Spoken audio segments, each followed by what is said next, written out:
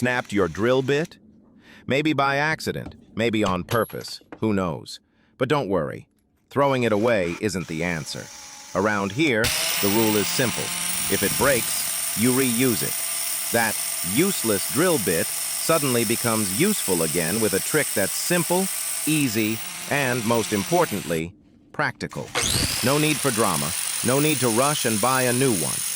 The idea is turning disaster into a functional solution. Because honestly, nothing feels more inventive than making do with what's already broken. So grab that snapped bit and learn how to give it a new life.